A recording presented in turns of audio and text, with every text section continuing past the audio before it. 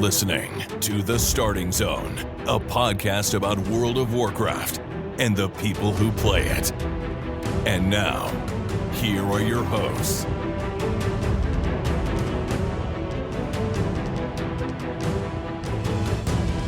Well, hello and welcome to The Starting Zone, the podcast about World of Warcraft and people who play it. Today is January 4th, 2024, and my name is Spencer Downey. Thank you so much for listening and subscribing to the podcast. I'm joined tonight, as always, by Jason Lucas. Jason, how are you doing this fine evening? Spencer, hello. I'm doing okay. Still, my long winter's nap was ended, and I'm, trying to get back into the rhythm here. It's always rough getting back after the new year, but and this is like the latest we've recorded since, I don't know, for a regular format episode, maybe ever. It's been a while. So yeah, I'm doing okay.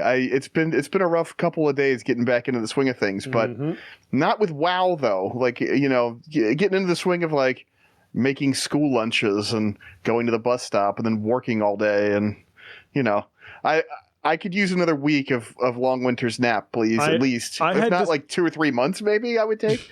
I actually said the same thing. I was telling a coworker today, I was going, I'll probably use 5 vacation days to just take the first week of January off next year so that I can actually just enjoy a 2-week break. I take a week, right? I take half day 24th. So 24th until the 1st is basically what I get off.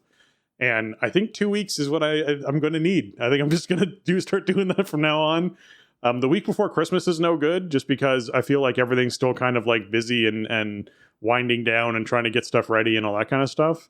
But the first week back, man, I wouldn't mind skipping the first week back. It's a bit rough. Now, as you know, since we talked about it, we are recording in evening today, as all of our listeners will know now, that we're recording evening. And it's probably going to be evening records for the next little bit. My work schedule has gone bonkers and has basically meant that I'm working during the daytimes when we used to do recording stuff. So it'll probably be evening records, and we'll be sorting out which days make sense for that and doing that. So if you're trying to catch us live, you can catch us in the evenings through the week. If you're trying to catch us just for your regular records and when you're going to listen to us, you'll probably be, morning listens as you probably were doing before. So just keep that in mind. Stuff's going to get out a little bit later in the evening when it comes to content for that. But let's move back to World of Warcraft. Let's talk about what happened this past week in WoW for you, Jason. What did you get up to this past week? The good news is that we did heroic Amir Desil reclear on Tuesday, and it was very smooth. I think we only died on Nimue, actually, which was weird, but it was kind of my fault. I was having, connection issues, if you can believe that, and that fight, it kind of does hurt the tank with the magic debuff, so I, died, and we had to reset it because I couldn't get out of my own way. But, no issues with Smolderon with, a 30-player group. I mean, enough people lived long enough that we could kill it, That's the important thing there. Farak was a one-shot, just very clean, tidy, good to go. So we ended up having time to do normal Farak and then full clear heroic, and then step out and do mythic Gnarl Root before we called it a night. That's 2 hours. That's a lot of bosses in 2 hours. So that was awesome. No axes this week, which is kind of a bummer. Once the first shoe fell, I was kind of hoping maybe we'll just get axes all the time. I got a lot of warriors and paladins and death knights in my group, so hopefully we'll start seeing some more of those, especially as they keep buffing the thing. Last night we stepped into mythic with, again, I'm missing some heavy hitters right now, and it's different heavy hitters than I was missing last week. So it's just holiday time, and, I have people who are, they have family in town or they're out of town visiting family or whatever. And so I didn't feel great about, the team that I was bringing in last night. But we ended up getting Agira. It took a while. It was, I don't know, maybe close to an hour. And this is not a new boss for most of us, right? But we got it, and it was actually the cleanest and way fastest Agira we ever did. Once it finally clicked, it was we were just dying and dying and dying, and first weapon combo, we're just dying hopelessly. And then it clicked, and we killed it before she even got the phase 3 combo Heartseeker Healing Absorb thing off. So that was awesome. And like everybody was alive. I don't know what happened. It was just like the light bulb came on and everybody went, oh, right, let's just do this. Yeah, sometimes it's just little things earlier in the fight that trip one person up or two people up, or someone's rotation just isn't quite as good as it could have been, or there's something off about it that, you just have that one pull where everyone's thing aligns and you're like, wow, that felt easy compared to what we have been doing. What's going on? Yeah, it was weird, but I wasn't upset about it. But so then we had a good hour or so to step back into Volcaros. Volcaros is a tricky fight for our group because we have so little range DPS, which makes kind of the assignments or like the places to hang out during the fight not as clear as they could be. Because, you don't have sort of a natural group of like, okay, here's 5 players that are range targets. You stand together. Well, I don't have 2 of those. And the initial attempts were like not going great. I don't know. We had like some 64% wipes. Like nothing even really happened in the fight yet. We're kind of stuck on 50% for a long time. Like we had several wipes in a row that were around 50ish%. And then again, it was like the switch flipped and like the boss was sub 20% and everybody was alive. And it was like, wow, this is going to happen. And then we killed it. So that was amazing. Moving to 3 out of 9 Mythic is really not shabby for our team, this early on whatsoever. And holiday season is over, for better or for worse. Obviously, as we mentioned, there's a lot of worse things about that. But one of the better things is that means, we still have a raid night on Sunday. So we will have a chance to look at Mythic Council. It's going to be the whole project for the night. And we haven't seen it yet, so we'll step in and see what it looks like. It might be doable. I mean, I think some people will be back. So, we might have kind of the team I would like for Mythic Prog more reunited for Sunday, which will help. So, raid's going really well. I think Amir is great. It's just a great raid. It's really tidy. You don't spend a lot of time with nonsense. There's not these big scripted trash sections or you're like waiting for this RP for a thing to happen.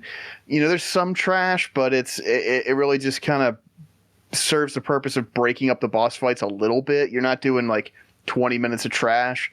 And so far, as we've followed the curve upward of power and gear and stuff, like every fight just feels way better with more gear. Everything just dies faster and is easier. We're not running into weird breakpoints and stuff.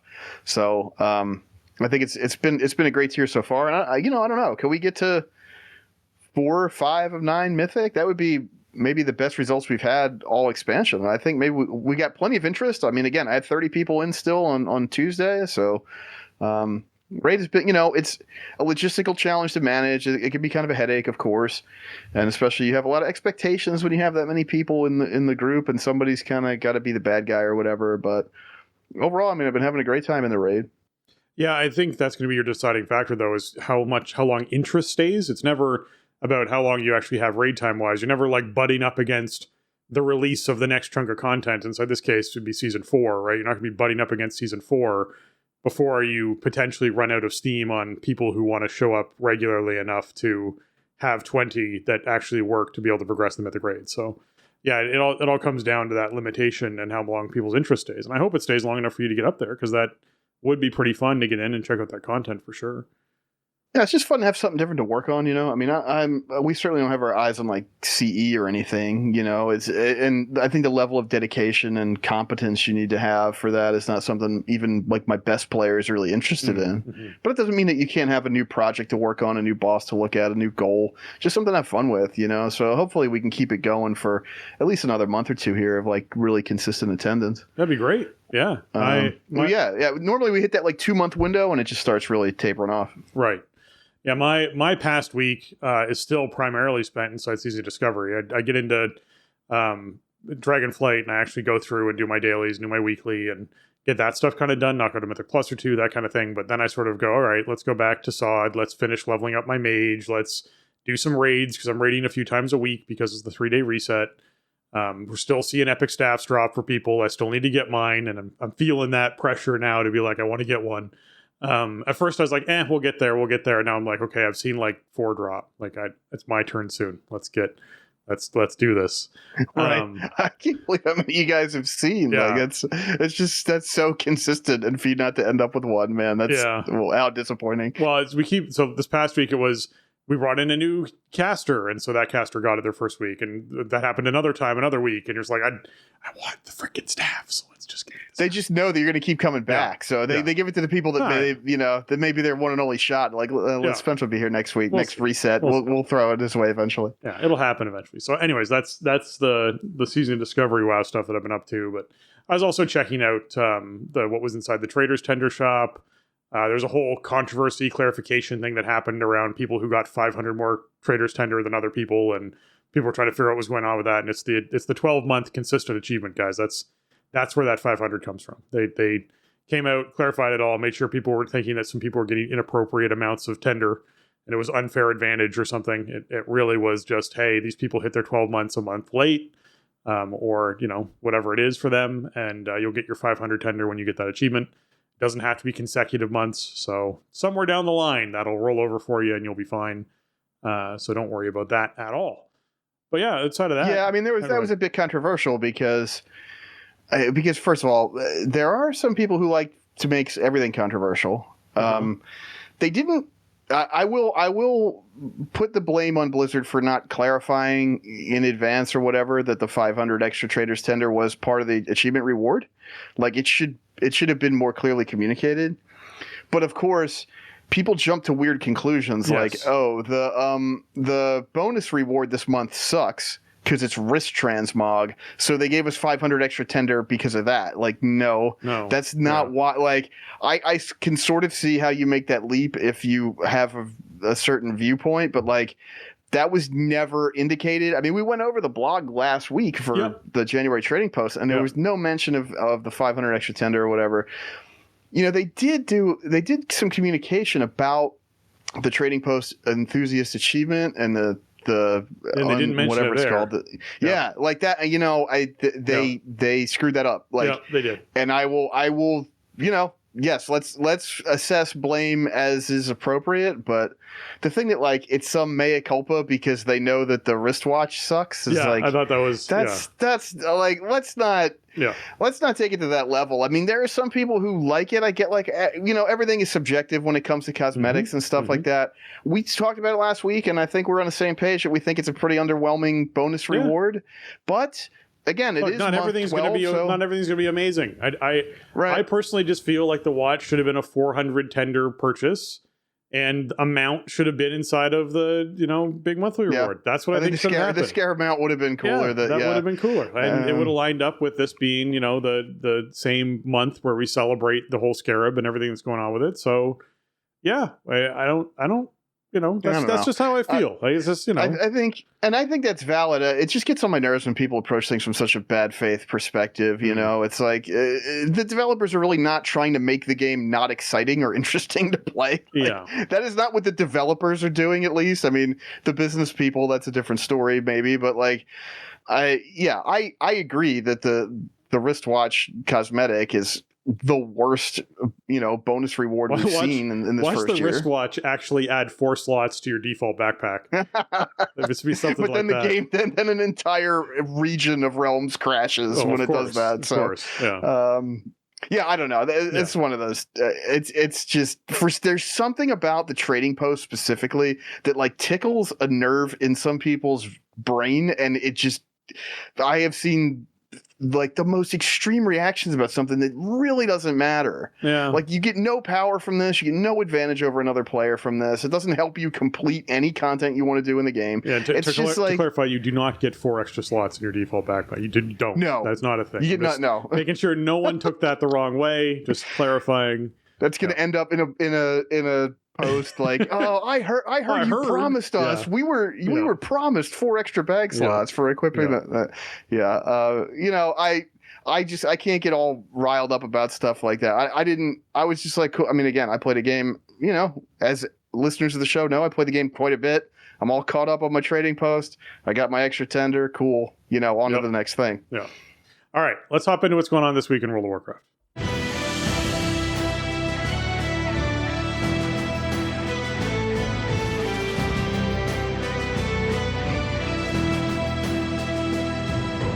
right, this week is the Dragonflight Dungeon event, meaning the Sign of the Warrior buff is up, where the final boss of each Dragonflight Dungeon awards an extra item, except on Mythic Plus difficulty dungeons. There's also a quest you can pick up to complete 4 Mythic difficulty dungeons, including Mythic Plus, which rewards a heroic Amir Drasil piece of loot out of a cache. So this is 100% worth doing for folks, unless you are doing Mythic content and already outgeared this stuff, which is a very small minority of players. You should certainly take advantage of picking this up for the week. It's worthwhile getting that done. Even the extra piece of loot is actually quite helpful for folks trying to gear up a new character or an alt. Be sure that you are taking advantage of that as well. All right. Aiding the Accord is Super Bloom or Suffusion Camps. We've actually confirmed now. We've had enough rotations for me to say we're no longer on some sort of random different people get different things for Aiding the Accord. It's consistent. Everyone gets the same 2 choices. I'm just going with it now. So you're picking your Super Bloom, because as much as it's 25 minutes of your life you'll never get back, it is the easiest reward and the best reward you can choose.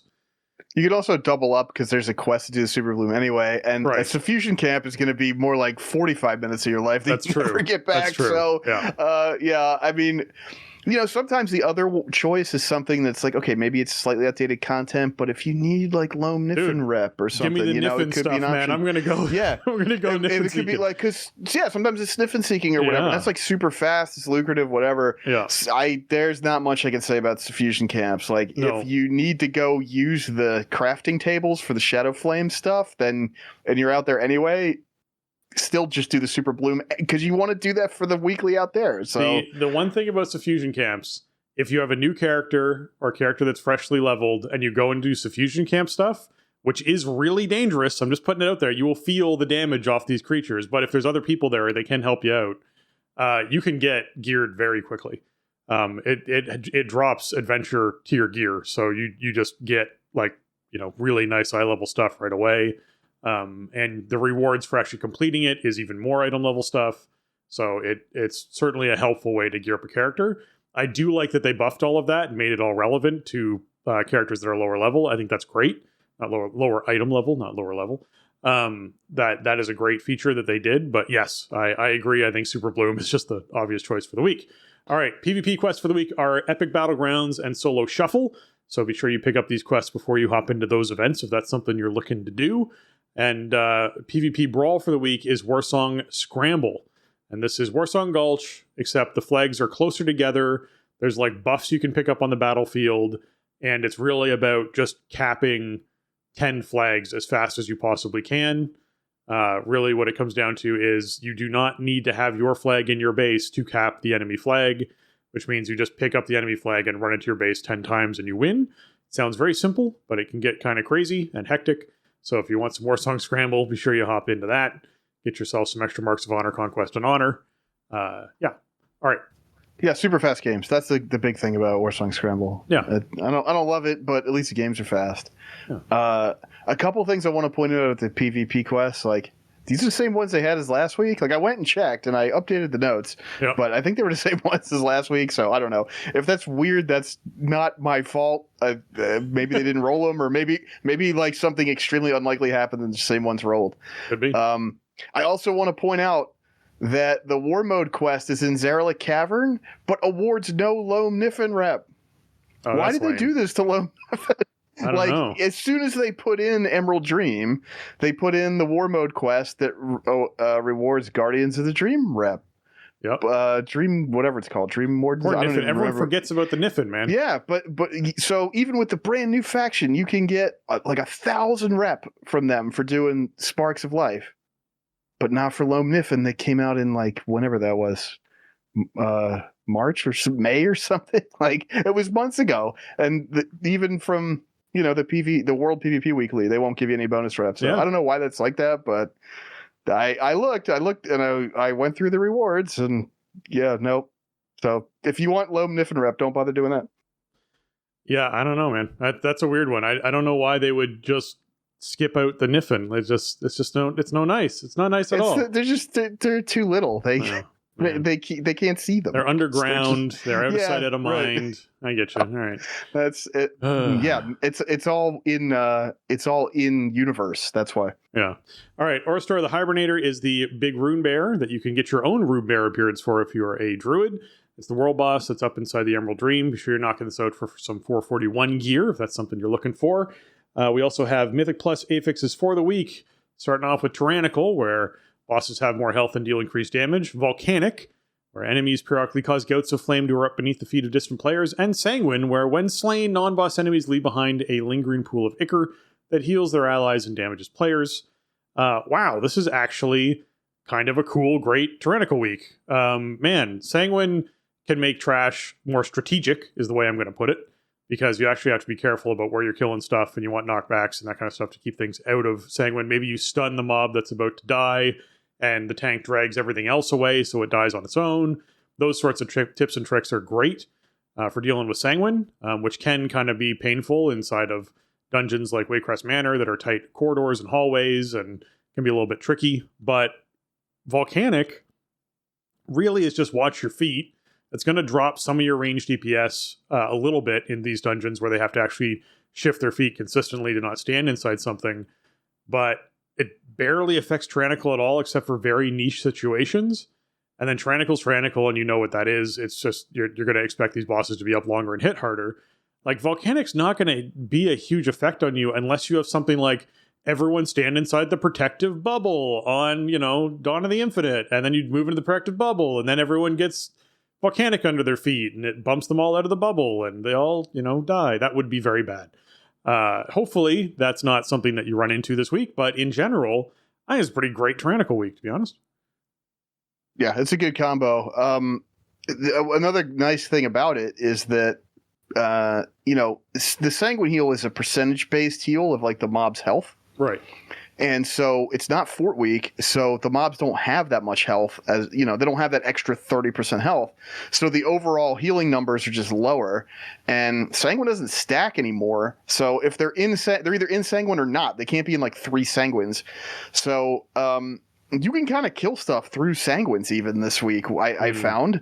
Yeah, Volcanic, there are those weird edge cases. I mean, you make a good call about the Iridicron fight. There's also the one with Chronolord Deus at the end of Rise, where there's some very specific positioning there. And if there's a Volcanic in your way or inside the orb circle that you need to stand in, that could be a problem. But these are extreme outliers compared to most of the rest of the boss pool.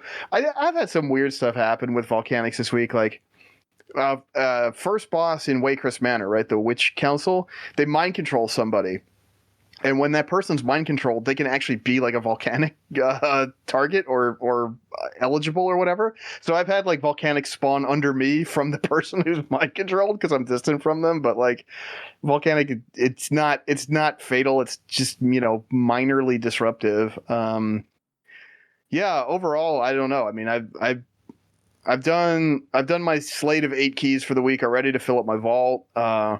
Got some 23s done in time. Waycrest, actually, I think it was a 23 that I did in time. We were doing some 24s to start the week off, and at my current gear and skill level and that of the people that I'm playing with, that was too much. It just wasn't fun. The bosses were too punishing at 24 compared to 23. It just tipped over just enough where I didn't want to do any more of those. So I said, okay, I'm going to keep it to 23 or lower and maybe do some 20s or some 21s, But overall, I mean, I think it's a great week. I did a ton of Warcraft Manors because it just seemed like everybody ended up having those keys. And you think oh, maybe it's bad with Sanguine because, you have those narrow hallways. But the thing about Warcraft Manor in 2024 compared to 2019, for example, is all the doors are open all the time.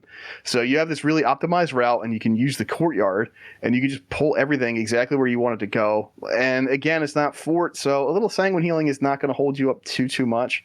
Overall, yeah, I mean, I've had a great time this week. I can't stress enough. I just think that, the dungeon pool really landed this season for me. I think these dungeons are fun. There's some really cool designs. There's some cool choices.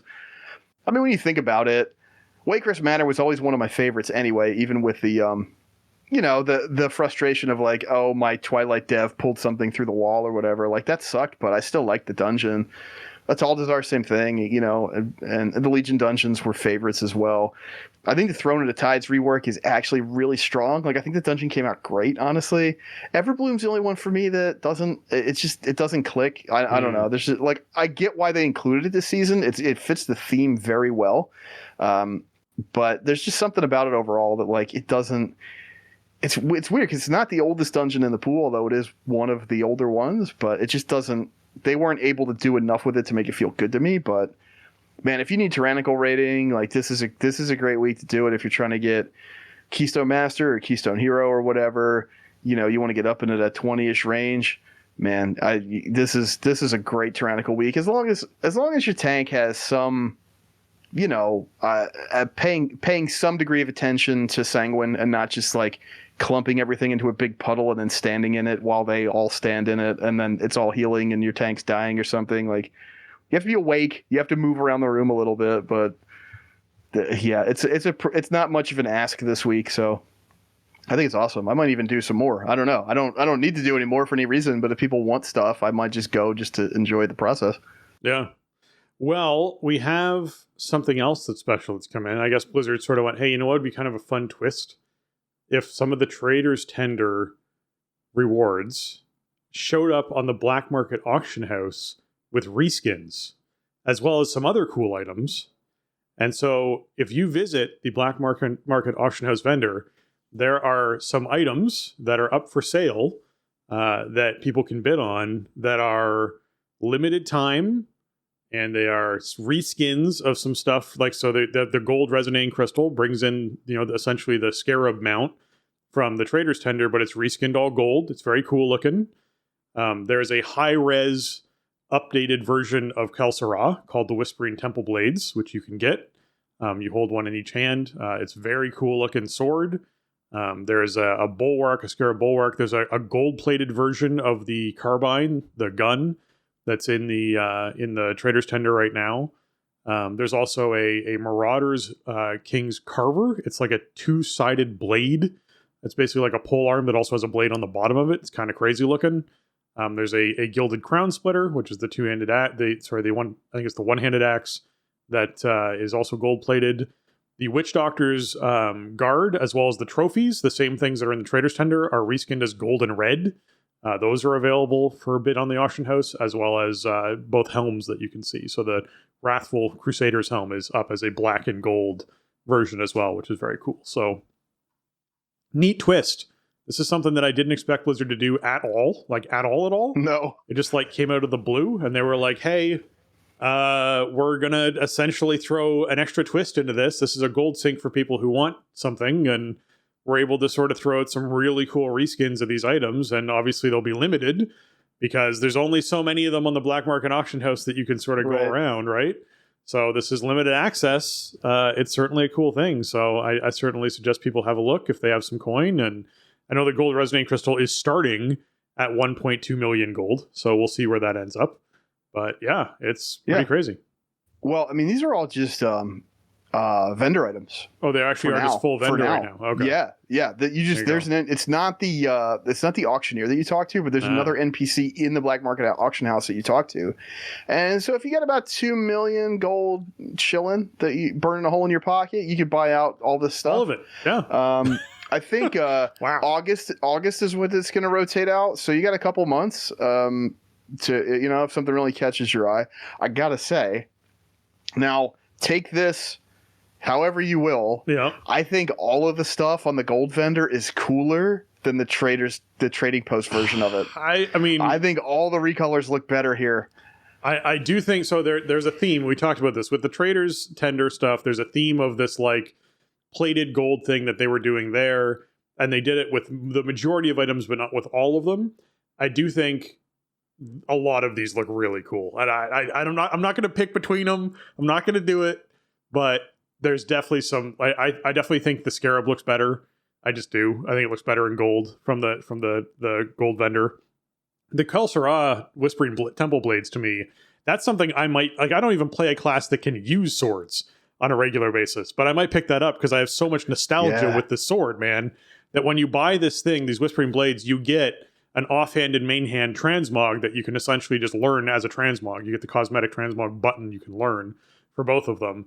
And I could do that on a warrior or something and just have them because they're just so cool looking and I don't want to miss out. I think they said they're going to be up till August. Is what they were saying? Yeah, August that's the current plan. I mean, obviously this stuff can change, but usually with stuff like that, once they say it, it's like, okay, we told you months ago, like we are going to rotate these. What I love about this is there's people out there who are like, shoot, I really want some of these. I don't have the gold to get it. And you're like, well, don't worry. You have like 6 months to figure this out. Like, go for it, you know? I dig that. I dig that people have time to actually go out and earn the coin and purchase these things. It's not one of those like, hey, these are up and they could be going away, you know, in 3 weeks or a week or something. And people are like, oh, gone. All right. You know, right. Like, or it's like one of those cash shop things where it comes in and it's like, you have a month to buy this and then it's going to be in the trading post at some point. You know, it's not like that either. Right. You got a good, 8 months here to make your pick. I guess. Here's the question, is this a ploy to sell WoW tokens? You know, is this desperation? So you're talking about the same people as you mentioned earlier, is what you're talking about here. Yeah. Which side of that? Do you come to? You can look at this in either way. You can either say like, oh well, this is good because you can just go make all the gold in the game and you can get this stuff and it looks really cool. And I mean, especially the Witch Doctor stuff. I think with like the 100% troll icon looks so much better. Like it's 160K. That's not an unconsiderable amount of gold, but I mean. It looks so good. It's the red and gold. It looks so good. Yeah, like, how could you not? It's so just like classic Warcraft looking, and I like I like those recolors so much better. And so I don't know. I mean, you could look at it as like, well, I guess I got to buy 1.8 or whatever it is million gold worth of tokens now, and that's going to be however much but like I don't. I would need the gold resonating crystal. I would need that golden scarab to do something. Other than just be a golden scarab. I would need it to. If they told me that this thing will dragon ride right now today, I might consider it. I might, right? Yeah, that would be a stretch for me. If it was like, 1.2 mil for a mount that just moves you around, I'm not in on that. Like it's cool and all, but like I'm not even considering it. I'm sitting on 6.5 million. I have between two servers close to 6. Like it's Yeah. Like I do okay with gold, but like this doesn't. If it had like a blacksmithing table on it or something, know, or I don't know, a rostrum of transformation, even maybe, But it's just a mount. Like it's a cool mount, but it's only a mount. So 1.2 is a little rich for my blood. This is how you end up with 6 million gold. This is harkening back. This is dating our WoW. The spider mount you could buy in Dalaran. Right? Yes. There's all these people who used to roll around back in, this wasn't Wrath, but this was maybe Cataclysm. It was Legion. Was it Legion? Right? It might have been Legion. It was like the gold. It was Legion's answer to the gold sync mount from Wrath and Dalaran. Yeah, it was 1 million gold to get this spider mount that was creepy as all get out that you could ride around on, and people loved riding around on. And that's what this will be. This will be the version of that where people buy this. And they roll around on it being like, look, I spent this gold on this mount, which is cool. You can flex that way. That's awesome. It's not worth it to me. That's just where Absolutely. I'm at. And I mean, if AQ is like your jam and you just like want to have a cool, like updated scarab looking, like I get that too. You better be able to ride it in AQ though. Like just saying. That'd be cool. If you can't ride it as a bug mount inside AQ, I'll be a little disappointed. I don't know if it counts for that, but I'm just saying for me, like, I don't know. The Whispering Temple Blades, that might be worth it. It is the Arsenal set, like you mentioned, like, that is pretty cool, and obviously I play characters that use swords, so that's a bonus. And 200K I could absorb and feel okay about it. This is a really cool addition though, and I don't know. I can't be cynical enough to look at it like, oh, they just did this to sell WoW tokens. No, like I don't know. Can't either. WoW tokens are part of our reality for better or for worse. They have upsides and downsides, and they're never going away.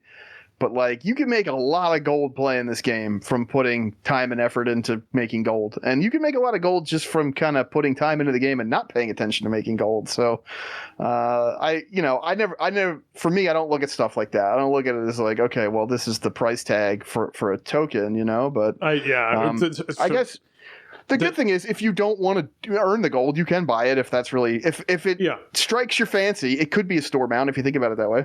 It all depends on where the token's at. I remember looking at the token during BFA is when I actually watched it the most because I was really curious as to what it was doing.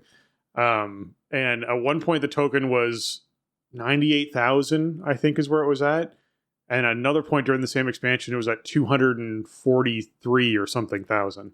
That was the fluctuation of where that token moved. And you're like, wow, you can get almost 3 times as much gold at a different part of the expansion as you could at this other part of the expansion. And it really depends on, the supply demand of tokens and what's going on with them and what people are doing with them and where the popularity of WoW is at and where the cycle's at and what's available in the store and all that stuff factors in. Yeah. It's just really interesting to know that it can fluctuate that extreme in those situations. Like, man. I mean, right now I'm looking at a tracker as we speak, and in the U.S. region, a token is worth about 245K. So man, this is a real pricey store amount if you want to go that route. You know, like that. You know that you need 6 of these in order to afford the mount. So if that's really what you want to do, I would rather just earn 1.2 million gold from playing the game at that point. Well, it all depends on how you play the game, what you want to do. But yes, yeah. All right, let's talk about the big announcement. Seeds of Renewal. We know when it's coming, January 16th. We're going to be getting the next major update to the game, to World of Warcraft. This is coming in with dragon riding worldwide, which is why I was like, if this mount could dragon ride, I'm kind of curious. Like, I might think about it, man. Go do Outland Cup on it. Like, there's a chance.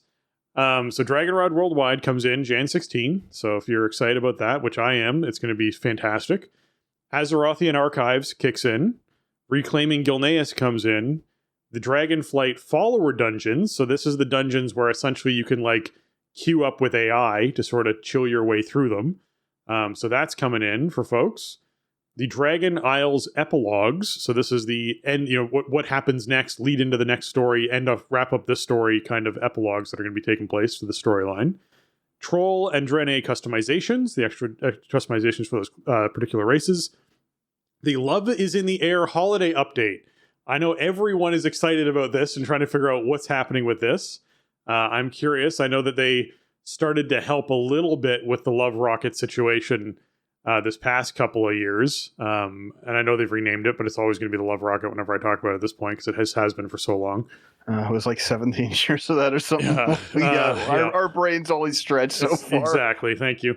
So I'm curious as to what that's going to look like. And then, of course, we have additional Warlock Demon customizations coming in, which we've already been PTRing a lot of, and looks very cool, some of the stuff you can do with this. So, yeah, I'm excited for Seeds of Renewal.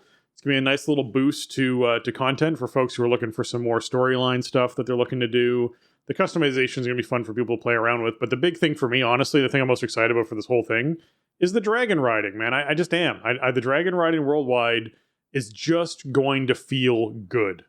On every character, you're starting out, you're rolling through Dragon Isles, you're getting your dragon early to do dragon riding, and then everywhere that you go, you have dragon riding. It's going to feel really good for people. So yeah, it's a cool addition to the game for sure. And we are gonna have new cups coming in. There's going to be I think not next week, but the week after is going to be the Outland Cup. So we'll have some new races and old zones to do and new stuff to collect, which is awesome. This is about what I was expecting. I mean, we kind of knew, we had enough data points to go, okay, we're probably going to get 10.2.5 in January somewhere, and I don't, even though we've had a release candidate on PTR for a couple weeks, I don't think anybody was thinking that they would release a patch on January 2nd. So, the 9th and the 16th was kind of, likely candidates. And so here we have the official announcement. So one cool thing about this one is this isn't this is a weird patch, because I was going to say it's not like a real feature-rich patch, but then again, you have follower dungeons coming in, which is a huge addition to the game. So there's a giant new feature, and Azerothian Archives and Reclaiming Gilneas, the epilogue quest line, that stuff by and large hasn't been PTR tested. We don't know really what that's going to be. Yeah. So that's going to be all new story stuff and exploration stuff to go do, which is going to be really fresh. That sounds awesome. Of course, I'm really excited about Belemeth coming in. They released like a preview blog for Belemeth specifically and kind of showed off some of the locales and some of the, the creatures and the NPCs that hang out there. And they put a little video of it out, man. And I mean, anybody's listened to the show for a while knows, like, I've been a Night Elf main from day one, 19 plus years. And I've been playing a lot of SOD. I'm playing a Night Elf in SOD. You're hanging out in Night Elf zones a lot in phase 1 of SOD. And man, like there was always something for me back in 04, 05 about, those Night Elf areas. And this looks like it just hits all those notes, man. It looks like a modern take on that, and for the Night Elves to like have a new home and a new city and have it hit those notes that really drew me in the first place. Like, how much are we really going to hang out here? Probably not, but I think it's a great addition to the game just from a flavor perspective. And there's going to be some new collectibles and stuff. But like, man, seeing like Night Elf kids running around on the bridges and stuff, it just struck me. It's going to be really amazing to feel like the Night Elf race has a home again. That's what's going to feel really good. And I want to point out, the Night Elf race has a home again, and we still haven't solved the problem for gnomes. It has been too long since we have not solved the problem with gnomes looking for a home. Let's just be clear. That's true, yeah. I mean, like, we in the Cataclysm pre-launch event, we like went in there and cleaned up Gnomeregan, but then it was like, okay, well, see you next time. Yeah. Like, I just want to like put it, like, as much as I'm celebrating for the Night Elves because I dig Night Elves, so I play a Night Elf. I'm really glad they're gonna have a home again. Their home got burned down. It was terrible.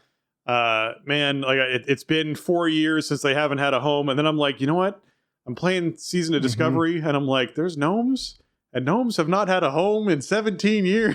Like, what is going on? We are going to Gnomeregan in phase 2. Like, exactly. Oh man. Well, maybe Mechatork's kind of been off the radar since BFA, so maybe they'll get some kind of big blow up in the future there. Yeah. One thing I want to point out here, because this struck me while I was browsing the internet today, and they put up a little I don't know what you call it, a little hype video for follower dungeons, right? And I mean, again, I think this is a game-changing feature if you want to learn how to tank or heal, especially, like those kind of high-pressure like support roles where you're just supposed to know stuff or you're just supposed to be able to handle stuff. Like, if you don't have a friendly environment to learn that in, it can be really intimidating. It can be really punishing. It can be really toxic. It can make you stop playing the game. This gives you an opportunity to just play at your own pace and figure stuff out. Here's my I don't want to say concern. It's more of like a bummer with this feature is that, like, this is legit the Dragonflight dungeons, and none of those dungeons are in the Keystone pool. Yeah. So I agree. Yeah. That's a huge missed opportunity, and like it probably doesn't make sense to have like Throne of the Tides as a follower dungeon for this feature launch. And I get that, but I think it'll be a giant boon to the game, especially when War Within comes out and you have all these eyeballs on it, you have all these new players and people coming back. Every dungeon is going to be designed around having followers, and yeah. Yeah, and everybody's learning the dungeons, to some degree. So, I think it's a feature that's going to pay dividends for years to come. But on launch is a little weird because you're not going to be able to learn, like, acclimate yourself in a follower dungeon and then step into Keystones. It's actually a totally different pool, right? Because there's no level up Dawn of the Infinite. So there's no crossover from the follower dungeon pool to the Keystone pool, which could also be cool for players, right? They might... I mean, I get the repetitive practice helping them learn bosses to sort of guide them into getting to Mythic Plus, but I also feel like there's a certain level of excitement for newer players to getting to max level and doing the new things that are all new things, right? And so it's sort of that deciding factor of, as long as these follower dungeons allow people to learn how to play their role inside of a dungeon, I think you're doing okay. Like that should be the objective of what this does. I think that's a big mission statement for the feature too. So, I think this is just in a weird spot because it's coming in so late and we've had this rotating pool. Yeah. So, one cool thing about this, and I don't know if we've really pointed this out on the show too much, but the thing with follower dungeons is you can solo them, or you can bring up to 3 other friends. So like if you're just missing a tank or whatever and you want to try to do some dungeons, you can play with your friends and it'll round out the missing spots with NPCs. Right. Or you can play totally solo, which is, it's a great addition to the game. Again, it's something that other MMORPGs have. It's not like Blizzard's blazing a trail with this. You could take it the other way and say, where has this been for the last several years? But that's not the way I look at stuff. I mean, if they had infinite time and resources, they would add all kinds of stuff to WoW that we've been waiting for, I'm sure. But, they have priorities, and now is the time for AI dungeons to come in. So I think it's awesome. They highlighted in the video that the AI companions you'll have in the dungeons will like jump around and stuff and sort of, kind of mimic the way a player would move. I wonder if they'll have like any kind of dialogue or anything. That would be kind of interesting. It was sort of like remember island expeditions, and they had those advanced AI NPCs, and they would have different little dialogue they would play throughout the island expeditions. That would be kind of a neat addition. Just kind of inject some personality into those companions, but I don't know if they're taking it that far. Yeah, I think it's going to be a really great feature, though, once it's in and running and everyone's happy with it and it's going. I think we're going to end up with a really good positive outlook on things.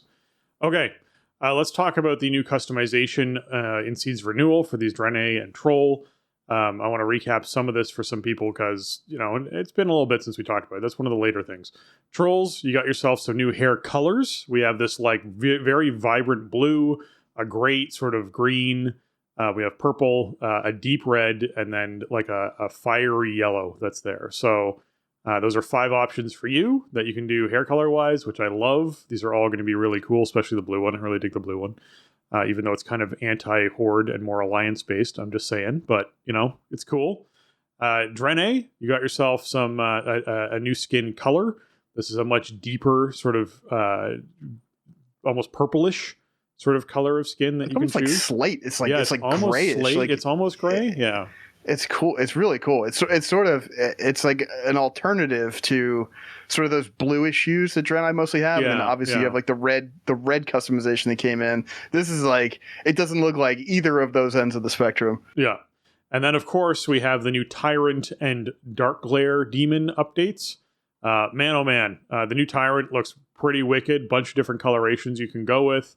I'm anxious to see what different warlocks pick, and to see all the different colored tyrants charging in on fights will be very cool to see. And then I like the Kill Jaden looking one, the red one. I know the red one to me just speaks to me. It just speaks to me, man.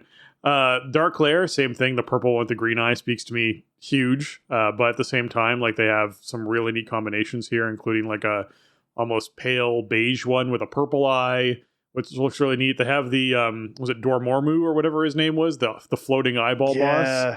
Whatever that boss was from Throne, I can't remember. It's something like what you said. I don't remember his name specifically, but that's that model. And that was such a great raid, and that was a cool boss from there. And now it can be your minion. Exactly. And then of course the old school looking like 9 eyeball one or 7 eyeball one that is out there is also one of the skins people can apply to their demons. So enjoy. I'm pumped about this. I think people will really dig this and enjoy it, and I'm glad that Warlock's got a little shine on their.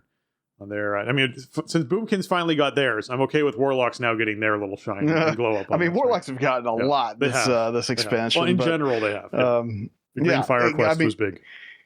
Yeah, that's true. But they had like they got a bunch of other demon customizations, but I forget which patch that was. There's been so many patches, it's hard to keep them all straight. But I love that they keep.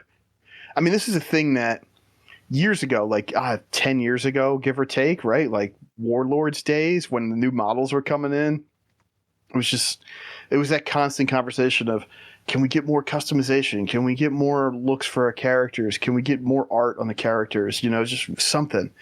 And it was always, it was when Chris Robinson was the art director, and he would do blogs and stuff on the website. And it was just like, we have so many ideas. There's so much stuff we want to do, but our pipeline is what it is. And we want to get stuff to you guys, but everything takes time and art always takes so long. And, they're in a spot now where, and especially I think having the faster and slightly smaller patches helps with this, because okay, well, guess what we have done? We have 5 troll hair colors done, so we can include them in the next release. It doesn't have to be this whole sweeping thing where like every race got all of these new options. You can kind of just, okay, is this done? Is it good to go? All right, it's coming out in 2 months. I think that's a cool spot for the game to be in, and customization. Like, everybody likes having more options, even if you don't pick them, right? So it's sort of this angle that they can explore in a way that they couldn't years ago, because everything was like these 2 big patches for the year or whatever, right? And if it wasn't ready, then it wasn't shipping, and it just doesn't work like that anymore. Yeah. All right, last but not least, announcement-wise, we have Enter Ruby Sanctum on January 11th. So we know January 11th is officially when the Wrath of the Lich King Classic is getting their final raid tier of journeying into Wormcrest. I always said Wormcrest back in the day. Wormrest Temple, and facing Hallion and his minions inside the Ruby Sanctum. It's going to go live at 3 p.m. Pacific, 6 p.m. Eastern on January 11th. So folks can dive in there and experience the hell that is the spinning blades of that fight, and the different phases where people get split and zoned in half, and the floor fills up with stuff you don't want to stand in, and it's just really uncomfortable. And yeah, enjoy that encounter if that's something you're looking forward to. Man. Yeah, at least the rewards from it are really good, so you're going to be glad you did it. This is what J. Allen Brack meant when he said, "You think you do, but you don't." Yeah. It's sort of fitting in a way that, like, I don't know, for a lot of people, Cataclysm Classic is sort of like the line in the sand. It's like, I was in the Classic until this, and I don't want to play Cataclysm. And, as of next week, but, by this time next week, Wrath Classic will be content complete, right? This is the last piece of content for Wrath of the Lich King. There's nothing else to do after Ruby Sanctum. And so, we know they're not going to do Wrath Era. So we get Season of Discovery Wrath, that is. I'm just, putting that out there. Yeah, that might be cool. Yeah. Maybe. Yeah, that could be cool. I guess my concern there is, you'd have to start from 70 or whatever, but that's besides the point. Like, this is just not. Ruby Sanctum is sort of a weird and fitting prelude to Cataclysm. It's like this kind of disappointing end note on Wrath into what is, for a lot of people, a disappointing expansion and era of the game. So yeah, I don't know. I don't know where I'm going with this, other than Wrath Classic is done. Like, it's done. This is it. Yep. This is the last part of it, and we know we're going to see Cataclysm Classic beta soon. They said winter. It's winter now in the Northern Hemisphere. It's 2024. So, that whole thing's going to start spinning up. I do think there's probably going to be a lot of people who are sad to see Wrath go and not get Era, because Wrath was a special time of the game. And like, yeah, we're poking fun at Ruby Sanctum. It's not something that holds a lot of great memories for people, but like, I mean, Ice Crown Citadel, Old War, one of the best Max 80. Time, yeah. These are classic end game experiences. It was without a doubt, without any equivocation, one of the best eras of the game in its 19 plus year history. Yeah. Like, Wrath is an incredible game. Oh. And I understand that, like, the realities of the business are what they are, and they, even though it might seem like it to us, like, they can't just run Wrath Era for free if nobody's using it, if it's not bringing in any money. Like, I understand that, and they, at least they're committed to keeping Classic Era up, like Vanilla WoW, but we just can't. They're not in a spot where it's worth it to them to keep everything up forever. Is really what it comes down to. Wrath is a period of time in the game I can still feel.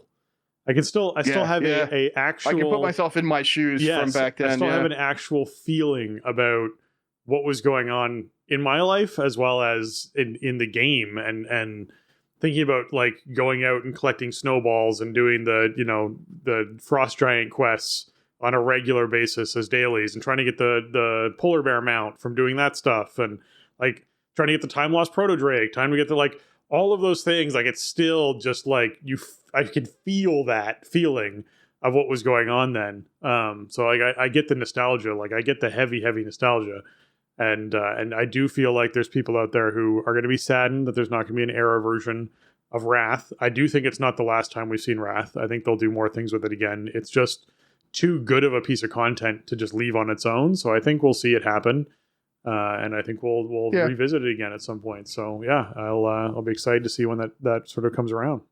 And never say never with this stuff. Who knows, man? We never thought they would do, legacy realms as the community used to call it before Classic became real, right? Like 6-7 years ago, we never thought they would do anything like this. And now it's sort of expected. So who knows? Maybe Wrath lives again somehow. Wrath was so good. I'll put it this way. I haven't played Wrath Classic like hardly at all. I think I got my warrior to like level 72 or something. Like I didn't get out of Howling Fjord. Okay, I spent no time in Wrath Classic, but I'm still sad that it's getting patched to 4.0 and that they're moving on and that there's no Wrath era. I mean, I want there to be one, even though I haven't played it. But see, I'm the problem, right? Like, yeah, I'm not using it. So why would they host it? But I don't know. Maybe someday. Who knows? I'm waiting for them to give us Utgard Pinnacle as a Mythic Plus dungeon. I'm just saying. That's, Yeah, that would be, man, I don't know.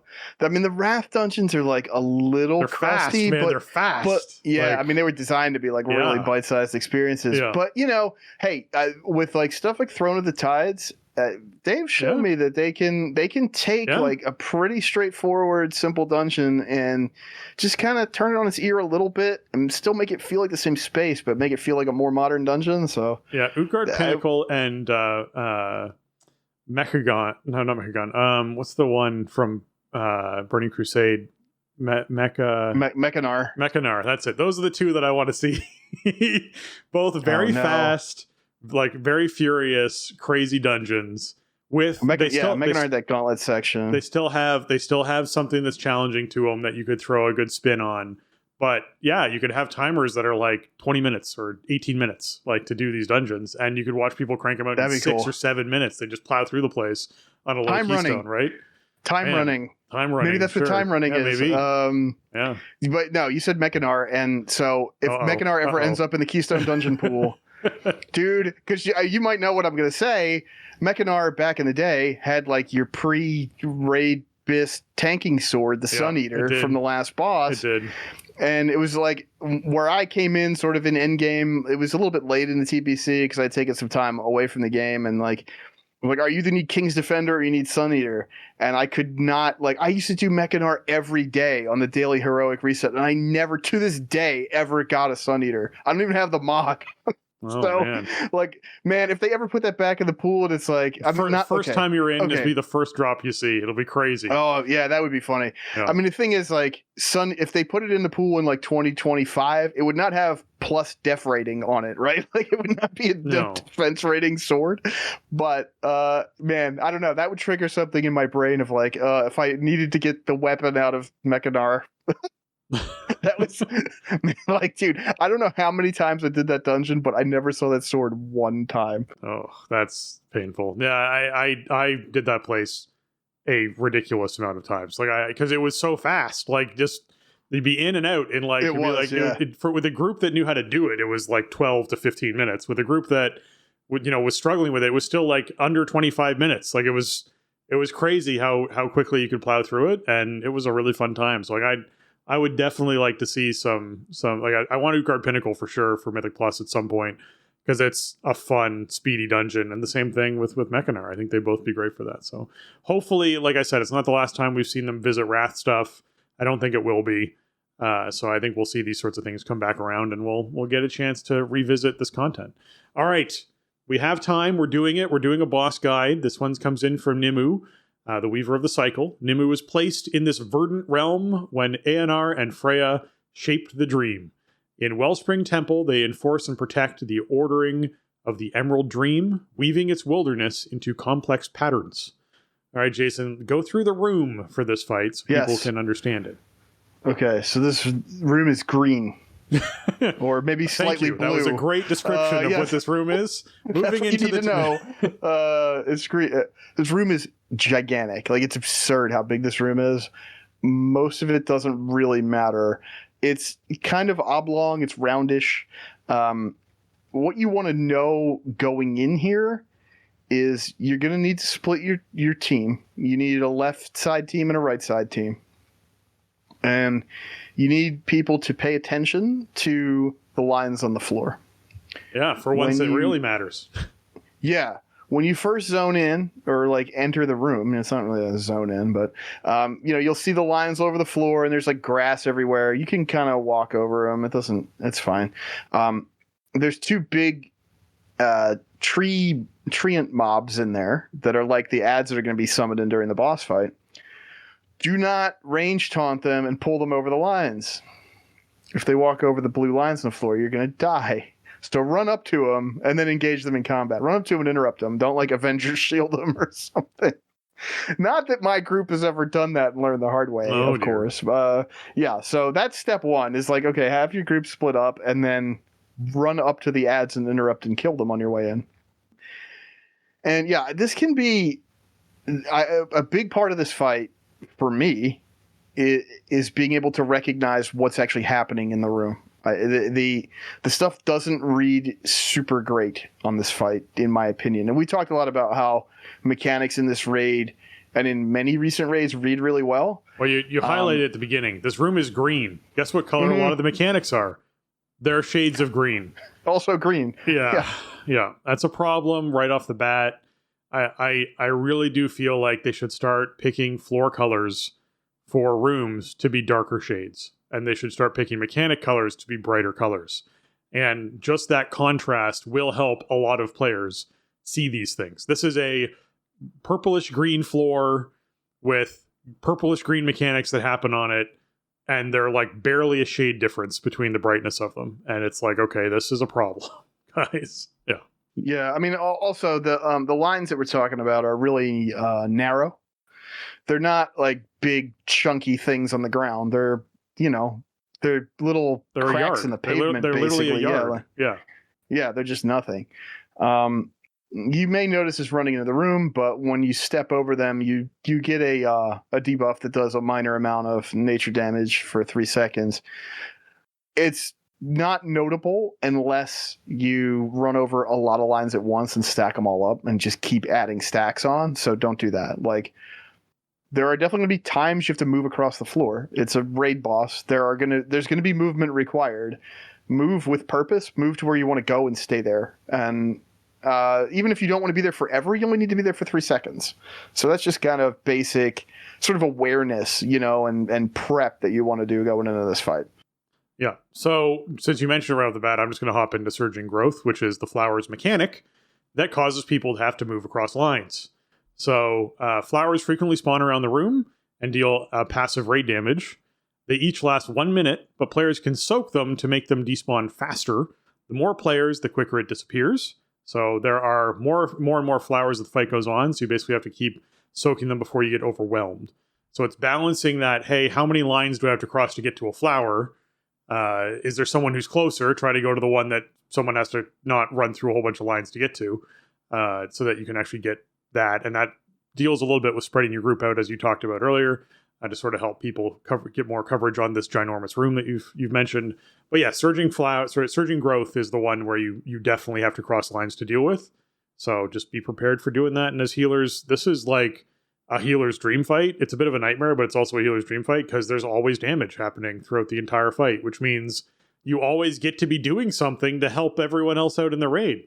It's not just waiting for someone to screw up in a big way or doing the predictable damage. This is going to be very steady damage through the whole thing, and you get to really work towards optimizing how you're going to be healing this fight and when you need to use cooldowns and how cooldowns are going to work, and you get a lot of value out of your cooldowns. So yes, that is a cool aspect about it too. All right. Yeah, if you like healing damage, then this is the fight for you. Is it ever? Okay, so the Verdant Matrix is actually what the lines are. So if you see the Verdant Matrix dot come up on you, that means you've crossed a line and you've gotten that dot, which lasts 3 seconds and then wears off. You'll take a little bit of damage. The more you move over it, the more you're going to actually get it. These lines are actually drawn in patterns. So technically, Nimue starts redrawing patterns at the beginning of each phase 1 because it's sort of like one of those, multi-phase fights. So you're going to see this, different patterns go up, and crossing the lines does damage. So be aware of it. Okay. Yeah, I guess one thing I would just Sure, the last yeah. kind of note on the lines on the floor, like Yeah. I'm pretty sure there's static patterns for in like phase 1 and phase 2, like each time she resets, like you mentioned, like every time you pull it, it's going to be the same layout at first, and then she's going to alter it to the second layout second. It's not super it's not like you need to memorize these or anything. It doesn't matter that much. It's just something to be aware of, because where was a safe spot before, you may need to shift or whatever, there may be different concerns as the fight goes on and the pattern changes, but it's not the sort of mechanic that you need to be really well versed in, like, okay, in phase 2 this thing's going to be over here, so make sure somebody goes there. Like, just pay attention to your feet, just safe positioning, and if you move, like I said, move with purpose. Yeah. So something else that's going to cause you to have to move is probably one of my favorite named abilities of this expansion, Impending Loom, which is a play on Impending Doom, where essentially they shoot lines out is the best way to depict it. There's 2 orbs that are fired out from the boss. These orbs progressively move farther and farther apart, but they do start like 5 yards apart when they actually come out. And there's a line that joins these orbs, these 2 orbs. And they're going to shoot out like 5 lines or 6 lines, something like that. And you basically just have to dodge them. If you don't dodge them and you're hit by the line that's between the orbs or by the orbs themselves, you take a huge amount of damage and you're stunned for 3 seconds. So you have to dodge these. Ideally, you dodge them within your, lined area so that you're not running over a line to take more damage. Or by dodging them, you're using that movement to move to a flower to then soak a flower, so that you're being efficient with your movement and actually, not moving and then moving again and then moving again and then getting more and more stacks of debuff. So just keep that aware. But yes, Impending Loom is definitely an ability that if people aren't paying attention, the green orbs with the green line between them traveling across the light floor with green lines that are appearing from the green floor, you might lose track of them and get hit by one of these, and it's a no-no for sure. Yeah, I gotta say, for me personally, like, I find this mechanic to be kind of brutal. I have a hard time with this because tanks have to move a lot in this main phase. Like, you kind of main tank the boss until you get the debuff, then you got to move out and back in. And obviously, as we're talking about, there's a lot of dangerous stuff to move through and around. And these are real hard to see at first until they become so dangerous that they're hard to avoid, right? One thing that I have noticed that helps me a bit is once you see the cast go off, you'll see they look like kind of like sparks or something, and they sort of descend a little bit. And so you can see like where they pair off and where they're going to, like the angle they're going to start coming from. So that helps me a lot. Like, okay, here's the initial endpoints. I can kind of scooch between them, and then I have a minute there. So that's fine if I'm in there when they're coming down. But if they're already out and going out towards the sides as I'm trying to get back in the group, that's when I have a lot of trouble avoiding all the stuff I need to avoid. And I get caught with these frequently, to be honest. I mean, on a tank, it's not super dangerous because the stun will expire before I need to pick it up from my co-tank. The damage certainly hurts, and on heroic and up, you are taking like increased nature damage in that window, or increased magic damage, I guess. So I don't want to do it, and I don't do it on purpose, but I have survived it many times. It's tough. The thing about this one is, in general, it's probably easier to avoid if you're closer because, like you said, they do like expand as they move. So you're going to have more free space the closer up near their origin point that you are. Because, yeah, by the time they get out to the end, they are really long. Yeah, yeah. Now, you mentioned the tank debuff in there, which is Weaver's Burden. It's that dot that you get. This is the tank swap mechanic because you get a bomb placed on you, and you have to run away and blow up. And of course, since you're running away from the boss, who is an immobile boss on this fight, doesn't move around, in phase 1, you're going to have your other tank pick up the boss so that the boss is actually in range of the target it's trying to attack. So that's your tank mechanic that you were talking about. I don't think you mentioned that one a little bit earlier. Yeah. So just making sure. No, yeah, I sort of just glossed over it. But so the tank mechanic, Weaver's Burden is going to be cast 3 times per main phase. So just plan accordingly with cooldowns and stuff, because you're going to want one. If you're like progging this fight, you're going to want one. I mean, hell, I pretty much have at least one loaded up every time, even at this point, and I'm like 486 geared doing heroic, and it's like, this hurts really bad. But that's more on heroic specifically. On normal, it's not as bad. It's more just sort of teaching you to get away from the group with it. But it's a 12-yard circle around you, so it's pretty big. Yep. The initial thing that you drop is only about 4 yards or something. It grows somewhat slowly, but the initial drop gives you time to get away from it. Well, I guess, is that just on heroic as well? No, it still explodes on normal. Yeah. Yeah, it's a lot less punishing on normal. What I would recommend for this is when you look at the room, like the door behind the boss, there's like gates behind the boss that lead up to the kind of portal back to the main atrium or whatever you want to call it. They have these like thorny branches like growing up over the gates that kind of, they mark like the end of the room. You got to go up in those wings there, and just kind of drop it. You can cut off like half of the circumference of the things. Dropping it outside of the put it through the wall. Yeah. And, you keep them out of the way. That's pretty much the play with those. Now, on heroic, this mechanic is a lot more punishing because it goes on to not only the tank, it goes on to another player as well. So you now have 2 people with 12-yard circles on them. Okay. And they need to position appropriately, and they're going to drop Barrier Blossom on heroic, which is basically like a ring of peace. It's gonna bounce you out of it if you run into it. So it's a lot of area denial when you have these other movement and positioning concerns. So one thing I do is I mark on, like with raid markers, where the ads are going to spawn, give or take. Mm-hmm. To say, like, do not drop your Barrier Blossom here because we're going to be like moving over there, as part of the process going into phase 2. So if you're melee, if you can, kind of scooch up by where the tank is, up by those gates, that's usually a pretty good spot. One thing that my raiders do to me all the time that I actually I got a little upset about this week and sort of had to call people out, like, go farther than your tank. Your tank actually needs to get back faster than you do because there's going to be a swap probably really soon or some other important mechanic they need to be immediately up back with the boss for. Right. So if you're next to your tank, like, you better be farther away from the boss than your tank is. Please give your tank a chance to react to this and get back in position. If it can go in range players, although it seems to prefer melee, but like if you could just put it in the back of the room, if you're already back there and nobody else is really around you, fine, just drop it wherever. But yeah, if you're up front, try to get it up, on the wall that the boss is like essentially standing on, or she's basically a part of the wall, I guess. Like, yeah. She's like you said, the boss doesn't move, so put it up there somewhere.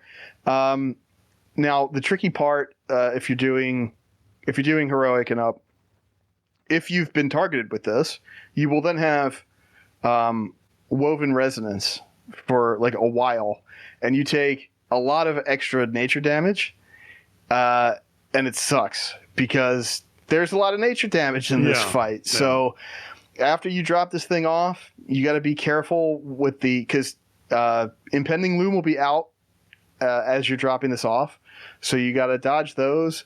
You got to shimmy your way through the matrix on the ground. You got to make sure that you're not soaking Surging Growth if you have Woven Resonance. It just hurts too bad. Don't soak the flowers. Hurts. Like, everybody else should be soaking the flowers like at all times. But if you have the debuff from Weaver's Burden, you better not stand on those flowers. Just wait until it ticks off and then soak as many of them as you can. See, what always happens to me where I run into trouble is like I kind of run out of gas or run out of buttons or whatever. Like, the boss is frequently casting Viridian Rain, which is just raid-wide nature damage that you can't do anything about. It's not an area effect, whatever. It's just like a raid nuke. She's just doing this. So, yeah. I have cooldowns, but eventually stuff starts running out. So it's a lot of magic damage, and I don't have super reliable self-healing. I have a self-heal I can do once in a while, and I have to be meleeing a target, and I have to have rage. So, these are just some, like I said, I mean, this was the only boss we wiped on this week, and it was mostly because I died because I was not playing great. But these are the concerns that you have in main phase. I mean, overall, it probably sounds and certainly looks worse than it usually feels, to be honest, because it's a quick fight, right? You're gonna hero and pot and just like nuke the boss into oblivion from the jump. So the fight's not going to last that long, but like, thank goodness, because all this stuff like ramps up throughout the fight as well. So the longer it goes, the worse it gets. But once you get everybody comfortable with it, it's not going to live that long. Like this is not one of the more complicated. I think actually this, from a complexity standpoint, this fight is probably simpler than Laradar. Who we talked about last time. Yeah, it probably feels more like a DPS race than it does a mechanical fight in a lot of ways. There's a couple things I still want to highlight about this phase. First one is inflorescence, which is what you get after the bomb goes off. It's the trail of grass you leave in your wake, which lets you pass through lines. I feel like this had to be put in because after you explode and you take increased nature damage, you have to actually get back into position to tank, which means you might have to cross a whole bunch of lines, which if you're taking increased nature damage, you get a big dot on you, you just die.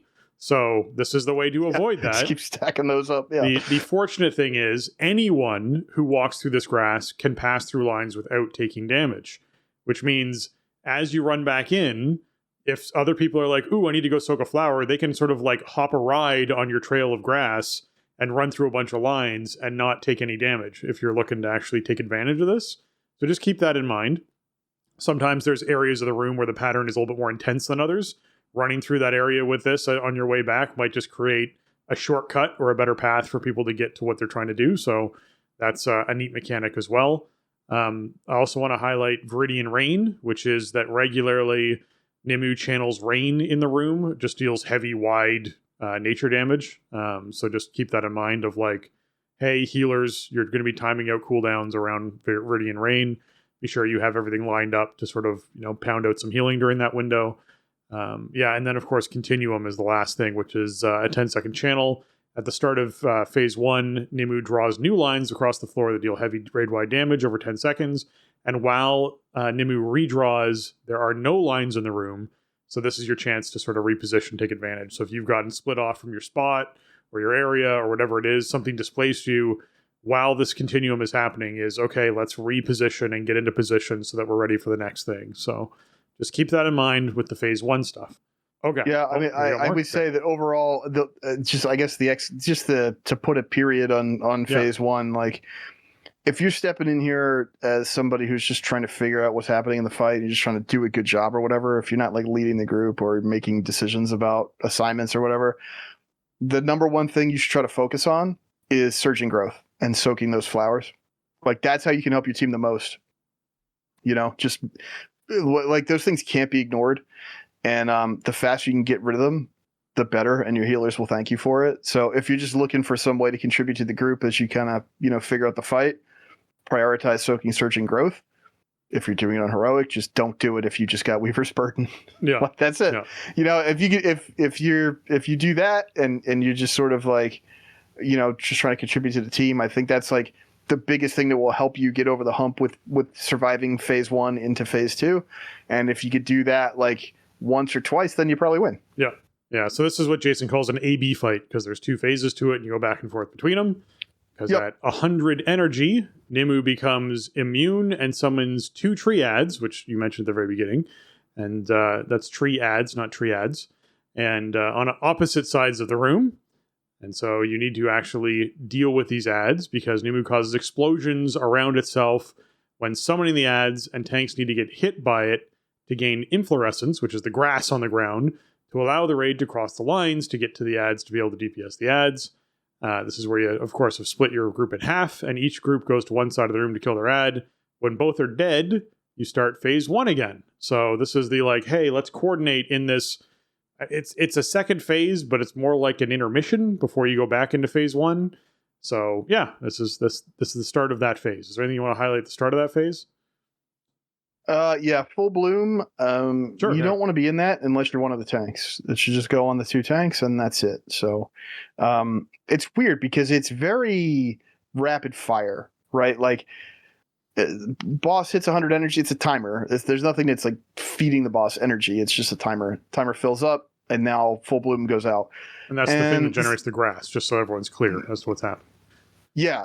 And that 16-yard circle is pretty big. Like, if you're meleeing, you need to actually leave because you need to be outside of that arc. Just keep that in mind, and then follow your tank into the ad on your assigned side, because the tank will have the inflorescence, and you can safely move wherever you want to go behind them. You can run over as many lines as you need to, or whatever. Yeah. Well, that it's the timing on that is real tricky, and again, that's why I don't really like the fact that they put full bloom as like the first thing in stage 2, because I think of it as the last thing in stage 1. This is where the Weaver's Burden positioning and resetting comes in, because the tank who gets that third Weaver's Burden per phase A is really going to need to get back in position quickly to pick up that full bloom.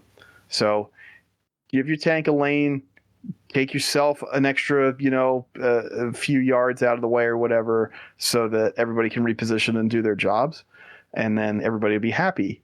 Other than that, yeah, same thing applies as when you walk in and there's the trash. Like, probably don't range interrupt these things, because you don't want them walking over the lines. Yeah. Run up to them, interrupt them, and then I don't think they take any damage until they get interrupted. So hit them with an interrupt and then start burning them down. Yep, they do a couple abilities. Lumbering Slam, which is a frontal that you're going to have to dodge, does heavy damage. So basically it turns in a direction and then raises its arms, and there's a big brown Earth's going to explode pattern on the ground that you want to dodge, and that'll then go off. There's another one called Radial Flourish, which is our Sylvanas patterns are back again with the exploding swirlies. Basically, the boss will spawn out this like star pattern almost of swirlies that explodes. So you want to just dodge that, so that you're safe as far as that goes. While the triad's alive, you have ramping raid damage happening every 3 seconds. So you want to be sure you're actually killing the ads off as fast as possible, because otherwise you're just sitting in that phase for too long and you just die from the stacking damage from Unravel, as well as Verdant Rend, where if a tree crosses a line, the raid takes massive raid damage, and damage taken doubles every time it happens. So you might get away with one oopsie, but you're not going to get away with 2. So just keep that in mind when it comes to this kind of stuff. So yeah, that's that phase. When both trees die, you go back to phase 1, which we already covered. So you do that until hopefully you kill the boss. Yeah, pretty much. Like, there's not a lot of nuance to phase 2 or phase B. Other than, again, the positioning for full bloom. On heroic, you will get surging growths to spawn while you're fighting the tree ads. So you still need to soak them. If there's a surging growth out, you need somebody soaking it. So it can be tough in this phase because there is a lot of area denial, and it's unpredictable because the tree kind of spins around and does its cone. And then there's the other, the swirlies and whatever else, where people drop bombs from earlier is still there. You still got the circles from those. Yeah, it can get kind of messy. So there are going to be times where, like, you can't safely soak a surging growth for a bit, which is why it's very important to soak as much as you can, because you keep in mind these things are pulsing raid wide damage the whole time they're ignored. There are going to be times where you have no choice but to ignore one because you can't safely stand in its circle, but you need to stand in them as much as you can. The only other thing I would point out here, and I've actually run into this problem sometime, like once or twice, you do want like a fairly even DPS split here, because you need to kill these two at about the same time. They are shielding the boss, so the boss is not taking any damage during this phase. It's not like you can just ignore them and tunnel the boss and, the boss is at 10%, just burn the boss. Like, no, you can't do that. We've had pulls where, like, one side's tree dies way faster than the others, and then people just go to the middle and wait. Like, don't do that. Go help your team out. You are again, like you mentioned, you're taking ramping raid damage the whole time. If there's a tree alive, like, spin your camera around, make sure both ads are dead, and then, collapse the group back down to the boss, pop some raid cooldowns, pop some AMZs or whatever, and just keep burning. And then you go back to phase A. So I don't know. Like, there isn't a lot going on mechanically in this fight, but there is some nuance, and there's some stuff that if you ignore it, like, it will be punishing, and if you emphasize it, it'll give you that advantage to, cleaning this up and winning the fight. It's a cool fight. I wish that a couple of the mechanics read a little bit better. Like Impending Loom is the one that I always struggle with, and I get caught with way more than I should. I like the design of it overall. I like the theming. I wish it was bright red or purple, or just have like a harder edge on it or something. Like put something on the floor that I can like. Okay, I can't.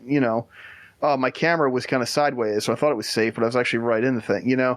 Put a harder edge on it or an outline on the floor, and make it stand out a bit more. And then I would still probably get caught with it a bunch because it happens. I'm a human, and I'm like a somewhat average player probably. So it happens. Like you're gonna get hit with mechanics. That's why they put them in the fights, right?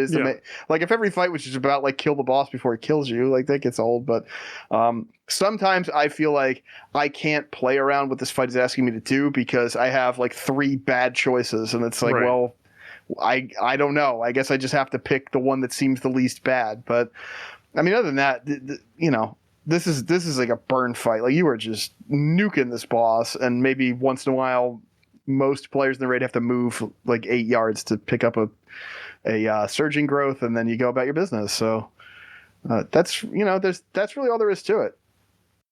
Yeah. Okay. With that, let's take a moment to thank our patrons. They contribute a ton to our show and help us, create and improve on the content that we have going on. This is actually, like I said, all the bills just came out. January 1st is when all the yearly stuff renews. So my credit card just got all the charges, which is very nice to be able to go, okay, let's look at the Patreon fund. Let's see what we can cover with this, which makes me very happy. So thank you so much to all of you who keep the show going. I'm sorry about the schedule change stuff that's been going on, but we'll settle into something a little bit more steady over the next few months, I imagine, because it looks like it's going to be evening records, and we'll have to pick one and we'll try and stick to it and make sure it gets out regularly. So that's going to be great. So big thank you to that. And I'm going to give a special shout out today to Aliana, Sarajian, Celian, James, Kapawi, Max, Shorel, Rager, and Vespin. Thank you so much for everything you give. You giving on that tier is something that we appreciate and why you get read on the show. And then everyone else who also supports the show, we appreciate you in all the ways that you do it. If you're trying to find the Patreon, it's located at patreon.com/thestartingzone, where you can hop on over there. No new patrons this week, but we appreciate everyone who gives and supports the show. And you can hop on over there and sign up to support and help us create the content and pay the bills and keep making the show. Yeah. Absolutely. Thank you, patrons, for all your support. I mean, it's been a great year for the show, for WoW, for the Patreon support. If you visited thestartingzone.com lately, thank a patron. Thank you, patrons, for letting us keep our stuff online. I mean, it's not free, and so we do this because we love doing it, and having some help along the way means a lot. So thank you for helping us out. Yeah. The other way to support our show that we always appreciate is leaving us a 5-star review, and we're still working our way through some of the ones that got submit, but we will get to yours soon. Man, oh man, I love that we got actually more than one for an episode. Like, I love that we can just read out more and more reviews every show. That's what I want. I want reviews on every episode. I want to double up reviews on episodes. Just keep them coming in, because it boosts us up those charts. It helps more people find our podcast, and it really helps us out. So we appreciate it. This one's from Mikey Learns Italian. Entitled My Favorite Podcast. It says, I've been listening to this podcast for a long time now, and I always enjoy the practical discussion that Spencer and Jason have around the game and the tips that they offer on a week-to-week basis. They help me understand what is worth spending my time on to make the most out of my time that I have to play the game. I'm a father with a pretty demanding job, so finding time is tough, but when I do, I am more prepared and can make the most of my time that I have. I've played off and on since Wrath and have dove into Dragonflight. It's been great, and I look forward to listening to the show every week on my commute. Warrior main for life. I hear you, Mikey, and I appreciate that not only are you learning Italian, but you are listening and learning more about World of Warcraft to optimize your time. And man, thank you so much for the review. It means a lot. It really does. So I appreciate you, and I hope you continue enjoying the show and it makes your commute better. Absolutely. Thanks for writing in and taking the time. It's super appreciated. And yes, Warrior mains, of course. I feel like, I don't know, there's something about we Warrior mains it's a certain kind of person, we connect with each other on some level. I don't know. It's like everybody else has their magic spells and their cool powers, and we just have our weapons and our, whatever we can hold. And your rage. And that's just the way we like it, right? So, we love that stuff. So it's always cool to hear from other lifelong warrior mains. And I think WoW has done a better job over recent years. I know it's a goal of theirs to respect players' time investment and to give people more rewarding and interesting stuff to do with smaller time investments. But it can still be pretty tough to navigate. I mean, we hear that about Dragonflight icons all on the your time. map inside Dragonflight. Oh my god. Yeah, it's a lot, and I think it's a learning process for the developers as well. Like, how do we include all this stuff that we want to do, or like give people a lot of options, but also make it something they can navigate? And I think that's something that's an area where they need to learn and iterate and come up with some new stuff. In our case, it gives us nice jumping off points for discussions about, how we approach that stuff, or like what might be confusing or what might not be worth it. What at this point in time, now that this expansion has been out for a year plus, like which things are good to do and which things are outdated, and that's stuff the game's not going to explicitly tell you. So that's why we like to highlight that stuff here. Yeah. All right, that's going to wrap up episode 612 of The Starting Zone. If you want to check out show notes for this episode or leave us a comment on the show, you can head on over to thestartingzone.com, the official website for the Starting Zone podcast. If you want to contact the show and leave us your feedback or ask a question, you can email us at thestartingzone@gmail.com or reach out to us on Twitter at The Starting Zone, or you can join our Discord at thestartingzone.com/Discord and have all the conversation that's happening there. If you want to get your hands on some TSZ gear, you can find that on TeePublic. That's teepublic.com/stores/The Starting Zone, where you can check out the designs on shirts and mugs and stickers and that kind of fun stuff. And if you're trying to find Jason, where can they do that on the internets? Best place to find me is always over on Twitter. You can find me over there at Shieldwald. I always talk whenever I'm doing in and around WoW and stuff. You can find me streaming sometimes over on twitch.tv/Shieldwald and or youtube.com/Shieldwald. Usually Tuesdays, Wednesdays, and Sundays. I didn't stream over the holidays, and then I streamed on Tuesday, and the ISP got really mad at me after about an hour. And the previous few streams have been good, and I was like, okay, well, maybe stuff is better. It's not better. So I don't know. I didn't try to stream last night because it was a low energy situation and high pressure with trying to do mythic stuff. But maybe I'll try to stream tomorrow for BFD, because that's pretty low pressure. So I don't know. Check out the video channels and we'll see if we can keep them going this year. Great. If you're trying to find me, you can find me on Twitter at Spencer_Downey, or over on Twitch at twitch.tv/SpencerHD, or on YouTube at youtube.com/@SpencerHD. And with that, for Jason and myself, we want to say thanks for listening, and job's done.